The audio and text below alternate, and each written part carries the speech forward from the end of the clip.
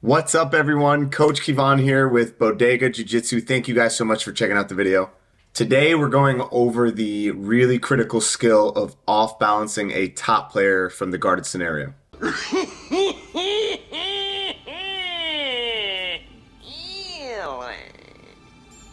The key is controlling both legs or utilizing a post and hook guard to destabilize your opponent.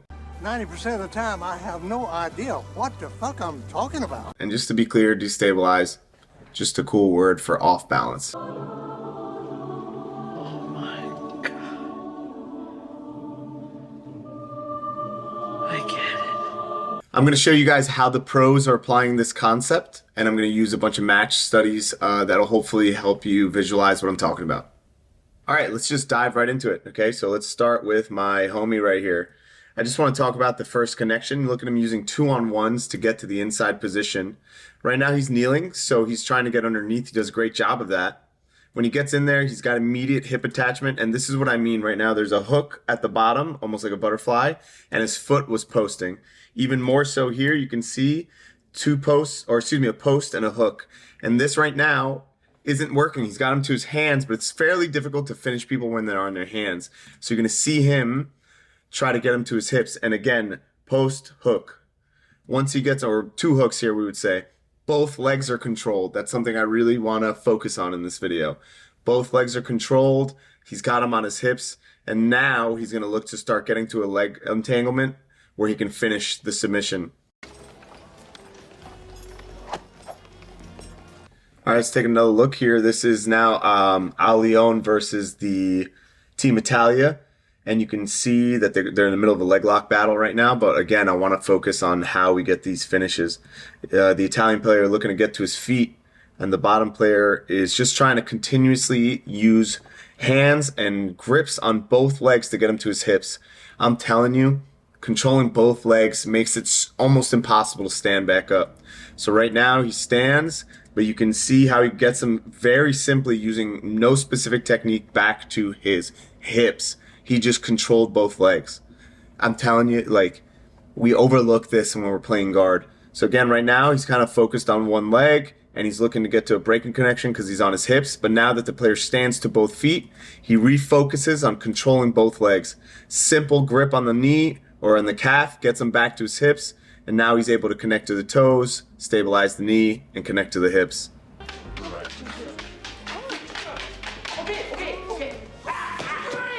All right, for this video, we're kind of going to talk about why the leg lock didn't work in this specific scenario. And I just want to talk about the gentleman from the brothers team. What's my boy's name? Brendo. So Kenta, an absolute savage. You can see here, it looks like he has everything right. He has the toes connected. He has that knee immobilized. But you can see that Brendo is consistently removing his feet off the hips, which allows him to continue moving.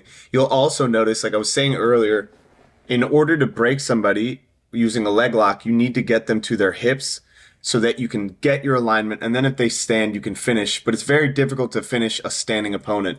And so you'll notice over and over that Brendo is trying to get to that standing position. He's smart, though. He's detaching from the hips right here, no hip connection.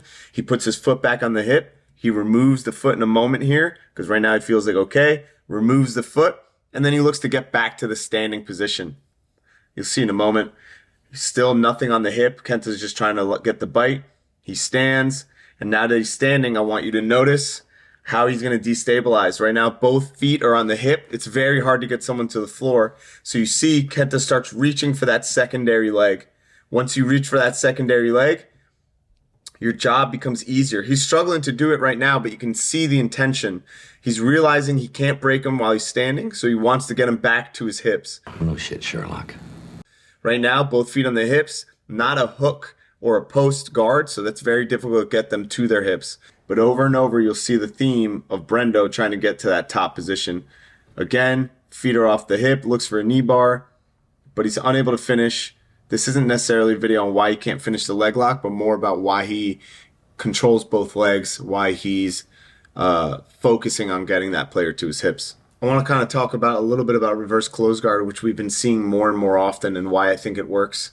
It works right here. You'll see the reason Owen's reverse close guard, I think, is more vicious than most people's is his ability to focus on controlling both legs. This is a perfect snapshot. Both arms wrapped around both legs. He connects to the hips using his legs, aka his reverse close guard. But notice his first focus. His first focus is getting the player to his hips. Most people start looking for the leg right away instead of getting the player to his hips. Now that he's got both legs controlled and the player's to his hips, I want to refocus our attention to how he finishes. He finishes by controlling the toes, isolating the hips, and immobilizing the knee, just like every leg lock.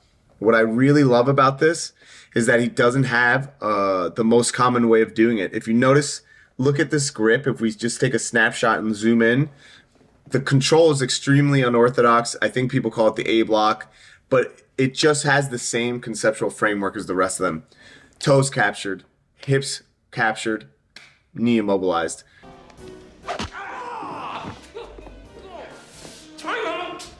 It's just very impressive to me how jiu-jitsu continues to evolve, but it's really about keeping the concepts the same throughout. This is just a short video. Hopefully it gives you insight into what I'm trying to convey, and I want to do more and more videos like this. Let me know if it was useful for you. Let me know if it was a waste of time. Love you guys. I appreciate you. Subscribe to us. Whatever you need, hit me up. Have a great day.